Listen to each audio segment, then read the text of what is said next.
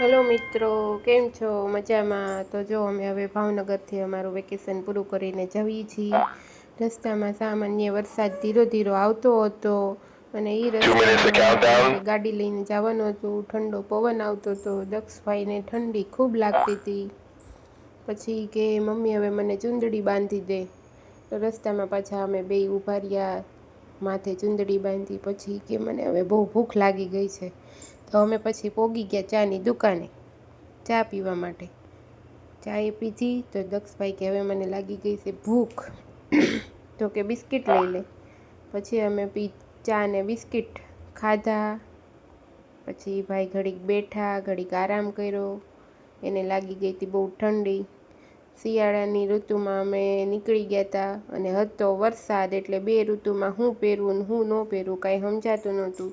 પછી ભાઈએ 2-3 બીજા પડીકા લઈ લીધા અને રસ્તામાં ગાડીમાં બેઠા બેઠા ભાઈએ ખાધા.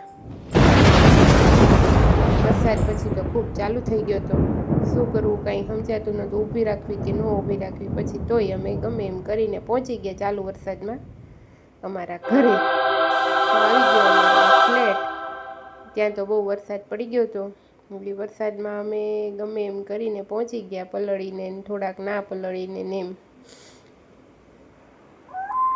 જો પછી અમે અમારા ઠેલા લઈને જવા માટે તૈયાર થઈ ગયા ઉપર. વરસાદ વધારે હતો એટલે ઠેલાને એવું બધું પલળી ગયું હતું.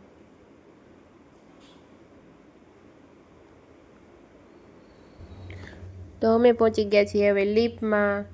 અને જો ઠંડી એવી લાગી હતી ને, એટલે કાંઈ એમ થતું કે શું કરવું. દક્ષભાઈને બહુ વધારે ઠંડી લાગી ગઈ હતી. મેં તો મોઢે બાંધી દીધું હતું, એટલે મને તો કાંઈ વાંધો નહોતો આવ્યો. જલ્દી મમ્મી હવે કાંઈક ગરમ ગરમ ખવડાવી દે. અને પછી અમે પહોંચી ગયા ઘરે. ચલો ટાટા બાય બાય.